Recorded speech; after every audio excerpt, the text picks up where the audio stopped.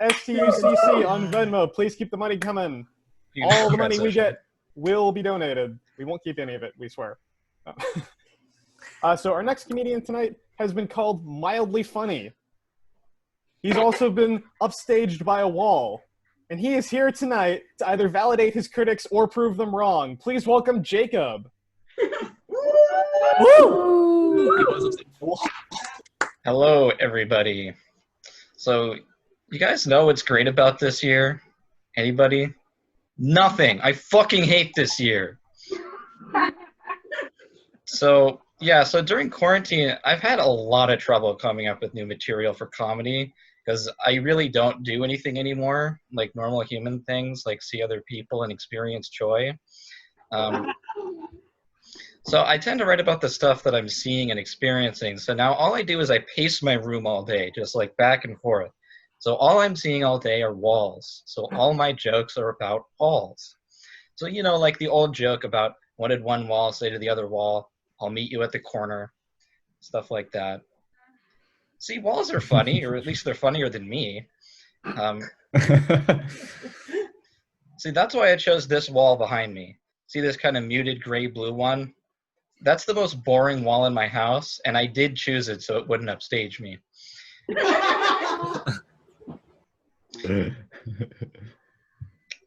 So the other day, I was about to take a shower, and I was standing in my tub, reaching over to the faucet handle, when I thought I felt something on my foot. So I looked down, and I saw that it was a spider. And I'm not going to lie to you, I freaked the fuck out. Like, I mean, it wasn't even a big spider, it just kind of caught me off guard. So I kind of shouted a little, and I turned on the water, and I killed it. But, you know, after the adrenaline wore off, I felt kind of bad, because, I mean, the little guy wasn't really hurting me. But my first instinct was to murder a living creature just because it surprised me. I mean, can you imagine if we reacted to other humans that way? Like, some of you are ahead of me on this, but so like imagine somebody comes up behind you, like you come up behind your friend Jim and you go, "Hi, Jim," and he turns around and he goes, "Ah!" and then he holds your face underwater for 5 minutes. That kind of behavior just isn't acceptable outside of Dick Cheney's house.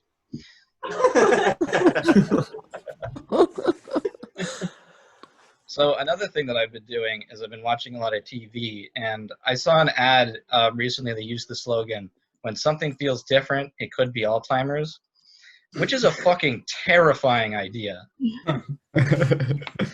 Because now, you know, like if I wake up in the morning and my arm is falling asleep, I go, "Holy fuck! This could be Alzheimer's." The warning signs are all there. Something feels different. One of you liked that joke. That's good. Me, Jacob.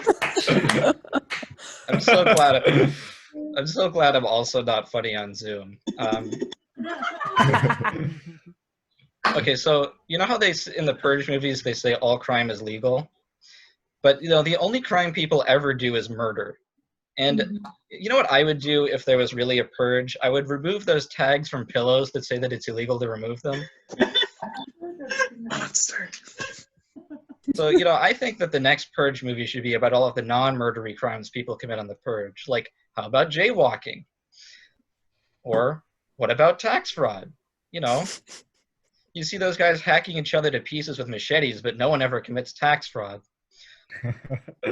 And you know there'd just be tons of public urination. That would be a good tagline for the next Purge movie, like The Purge 4, Golden Showers. Everywhere is a bathroom on the Purge.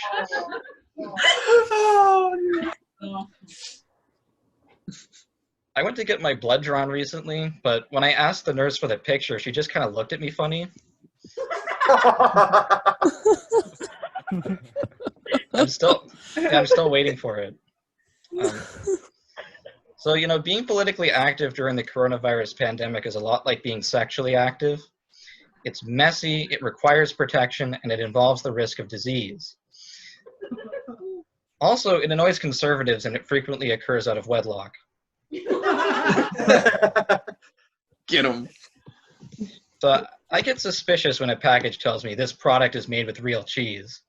Because, first of all, that's the most impressive thing you have to say about this. And why are you so eager to tell me that it's real cheese? I mean, that's like walking into a barber shop and having him blurt out, "I'm doing these haircuts with real scissors, you know."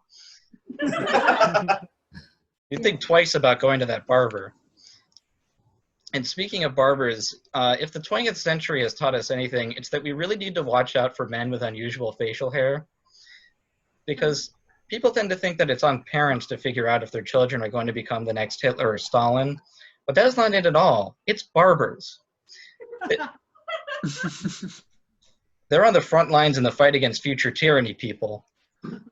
Barbers should all have a special button they can call to press that they can press to call in the police to take away men who ask for weird trims on their facial hair.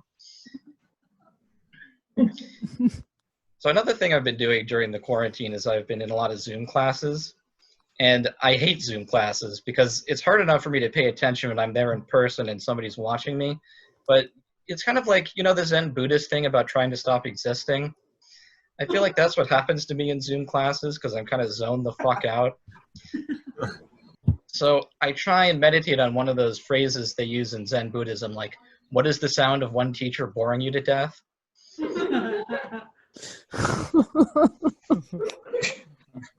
I mean, all of those mantras are paradoxes, like, what's the sound of one hand clapping? But I don't have the patience for that shit. You know, instead, I sit down with a tub of, I can't believe it's not butter, eating little spoonfuls and trying to believe. All right, thank you, everybody. That's my time. All right, give it up for Jacob one more time. Let's go.